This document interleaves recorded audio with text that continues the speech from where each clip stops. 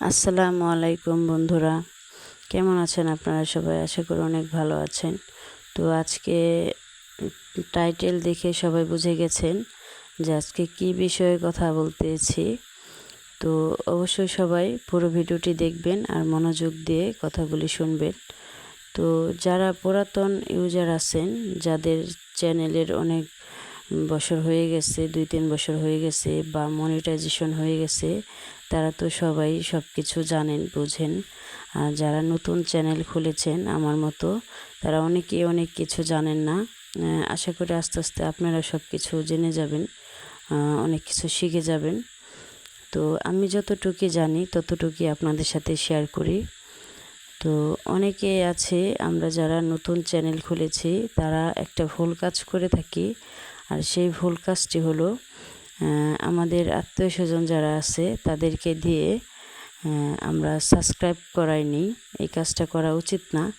ধরেন তারা হয়তো আপনার মন রাখার জন্য, আপনাকে খুশি করার জন্য সাবস্ক্রাইব করে দিল, কিন্তু তারা কিন্তু আপনার কোনো ভিডিওই দেখবে না, তাদের সময় নেই, বা আপনার ভিডিওকে ভালোবেসে সাবস্ক্রাইব করে নাই। তারা শুধু সাবস্ক্রাইব করেছে আপনার মন রাখার জন্য, আপনার কোনো ভিডিও দেখে না, আপনাকে লাইক কমেন্ট করে না। এরকম সাবস্ক্রাইব থাকলে আপনার চ্যানেলে ক্ষতি হবে।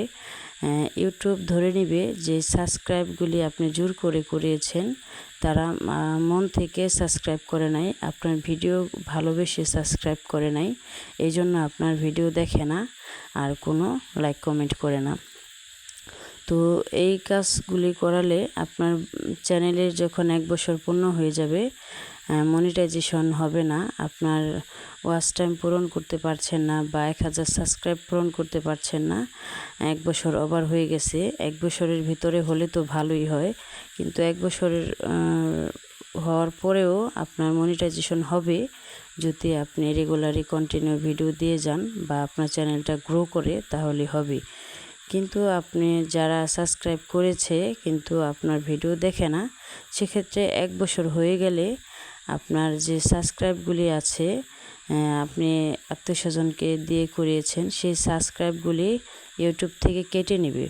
তো আমারও এরকম হয়েছে, কারণ আমার অনেক পরিচিত মানুষ সাবস্ক্রাইব করেছে, কিন্তু তারা আমার ভিডিও দেখে না। যাই হোক, সময় পায় না, যেটাই হোক, সাবস্ক্রাইব করেছে, কিন্তু অনেকে আছে সেই মোবাইলটাই আর চালায় না। আমার যা এরকম, আমার মেজো যাকে দিয়ে আমি সাবস্ক্রাইব করিয়েছি, কিন্তু আমার যা এই মোবাইল চালায় না, অ্যান্ড্রয়েড মোবাইল। তো যাই হোক, কিন্তু তাকে দিয়ে সাবস্ক্রাইব করাইছি, কিন্তু আমার তো কোনো লাভ হয় নাই, সে তো আমার ভিডিওই দেখে না। তো এরকম অনেকে আছে, সাবস্ক্রাইব করে ঠিকই কিন্তু ভিডিও দেখে না। সেক্ষেত্রে ইউটিউব ধরে নেবে সেই সাবস্ক্রাইবটা জোর করে করিয়েছি, আর সেই সাবস্ক্রাইবটা 1 বছর হওয়ার পরে কেটে নেয়।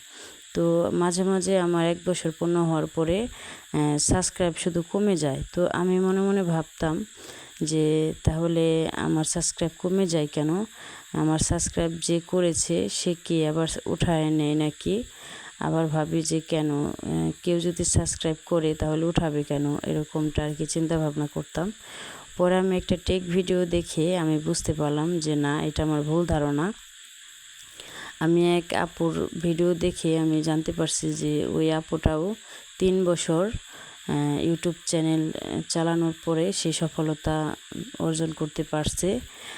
তারও এরকম সমস্যা হয়েছে, 1 বছর পূর্ণ হয়ে যাওয়ার পরে তার ওয়াচ টাইম কমে গেছে, তার সাবস্ক্রাইব কেটে নিয়েছে ইউটিউব থেকে।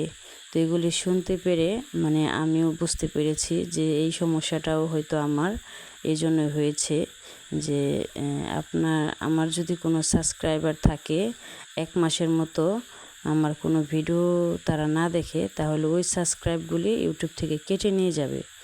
তো এটা তো কেটে নিবেই, কারণ সাবস্ক্রাইব করেছে সে 1 মাসের ভিতরে যদি আমার একটা ভিডিও না দেখে, তাহলে ওরকম সাবস্ক্রাইবের তো দরকার নেই। ওরকম সাবস্ক্রাইব থাকলে আরও ক্ষতি। তো আশা করি আপনারা সবাই বুঝতে পারছেন আমার কথাগুলি শুনে। তো এই ভুলটা কেউই করবেন না। আপনারা যত পারেন মন দিয়ে ভিডিও বানিয়ে যান, তাহলে দেখবেন আপনার ভিডিও ভালো হলে সবাই আপনাকে সাবস্ক্রাইব করবে, ভালোবেসে ভিডিও দেখবে, সেটাই আপনার জন্য ভালো হবে। তো এই পর্যন্তই, আজকের মতো বিদায় নিচ্ছি। ধন্যবাদ সবাই।